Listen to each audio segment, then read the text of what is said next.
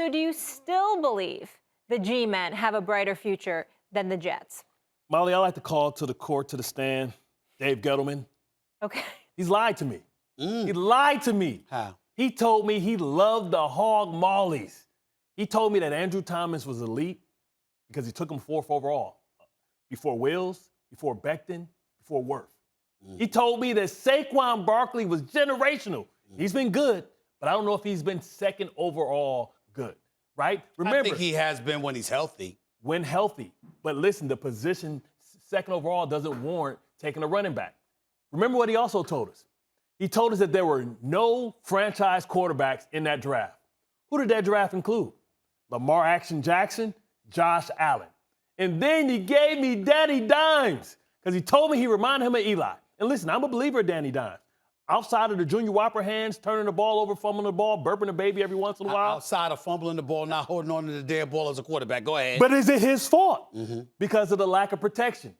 He made Nate Solder. Yes, Nate Solder. The Patriots gave up on him, made him the highest paid left tackle in the game. Right? He told me that he didn't sign Odell Beckham to trade him. And then he traded him. He's lied to us. He's lied to you, Molly, Steven. He's lied to you, and he's lied to me. Because he told me this offensive line was rebuilt and it was better suited to be able to protect Danny Dimes so we could have a true assessment of what he was. And then we watched the Patriots, man. They don't have no elite pass rushers. I don't even know who the dude was. It looked like it was a turnstile. A turnstile. I mean, Danny Dimes running for his life. Right. I think Danny Dimes may be a franchise quarterback. I think he's elite. But we won't find out. He's going to be Ryan Tannehill. He's going to go somewhere else, and we're going to realize that they had Josh Allen, but they never was able to see if he was Josh Allen because they couldn't protect him. Saquon Barkley's supposed to have mutant blood, right?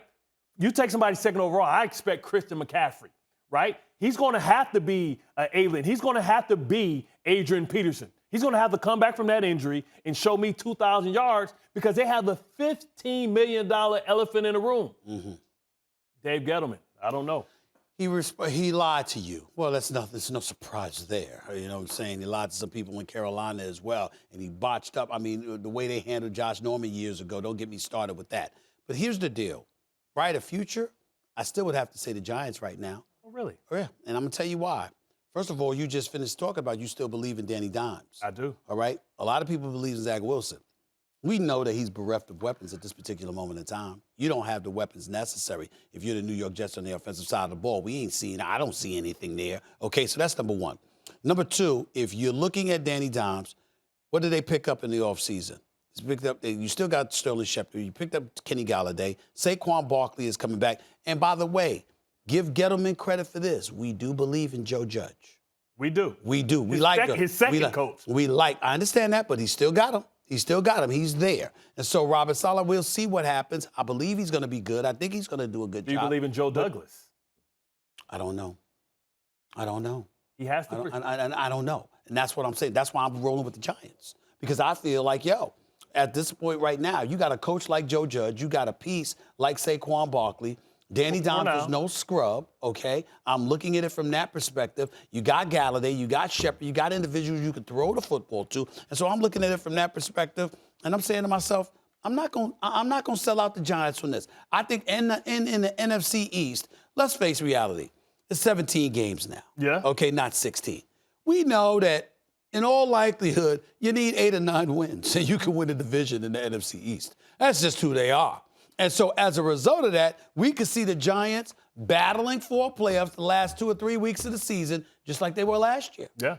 I don't rule that out. You don't believe in the Washington football team? You don't think they... No. I think Washington's defense is elite. I think the offense is suspect. We'll see where Ryan Fitzpatrick, if he's got any magic. Dallas Cowboys' offense is big time. Their defense is trash. Okay. Let's see if that's going to change, okay? I'm just talking about last year. So Washington had the defense. Dallas has the offense. The Philadelphia Eagles don't have much, okay? We all know the wholesale changes they needed to make. Okay. I think the NFC East is wide open, even though I still say the Dallas Cowboys should win a division because their offense is just that high-powered. They should. Whether they will or not remains to be seen. I'm just saying, when I look at that, you're the one that told me about Buffalo. You told me about Miami. I did. I'm telling you about New England. Where the hell does that leave the Jets? But what's the question? Molly, what's the question? Brighter future. Brighter future. Are we talking about present? We're not talking about present, I'm sorry. We're talking about future, right? And what the Giants have failed to do is to build the basement. They have no foundation. Hold on. This was a team that was built off hog molly. What basement, defensive line, offensive line. What basement does the Jets have? Becton, Avere Tucker, Moses. Those are the building blocks, the foundation of that offensive line that had Damon Woody, Nick Mangold, and the Brigastar Ferguson. Also, he has 2 first-round draft picks next year. And I would argue that Corey Davis is an elite number 1 receiver. He only went for 1,000 yards last year. Yes, he did. Yes, he did. Mims isn't a disappointment, right? I feel like Lawson, when he comes back being healthy, the Jets have, I believe, arguably, if Lawson wouldn't have got hurt, probably one of the best defensive lines when you think about Quentin Williams, Sheldon Rankins, who's a former Pro Bowler, and Carl Lawson, who was ready to have a breakout year, and Franklin Myers, who's the guy that's going to have a breakout year. You talk about Blake Martinez versus C.J. Mosley. C.J. Mosley, people forgot. He's a 4-time Pro Bowler. Yes. Well, wait a minute. It's not that they forgot it. It's that was a while ago. Well, yeah, I mean, there's a difference. No, don't get slick. Wait, what we're saying is, C.J. Mosley, don't get me wrong, mad respect to him and what he has accomplished. Okay. Last time we saw him. How much does he have? How much does he have in the tank? He's only 29 years old. Last time we saw him, what did he do? Yeah. He had a touchdown and a pick in 1 half of football. All right. Who is the better coach? Ooh, that's tough. That's tough. Because Saleh's unproven. You tell me the foundation. That's where I'm going. And I ain't trying to cast no shade on C.J. Mosley because I know the brother can ball. Yeah. Don't get me wrong. But at the end of the day, when we say foundation, when you talk about the building blocks, I'm like, to me, it starts with your coaching. It does. And I like Joe Judge. I like what I've seen from him. Well, they got better every week as far as I was concerned. Thanks for watching ESPN on YouTube. For live streaming, sports, and premium content, subscribe to ESPN+.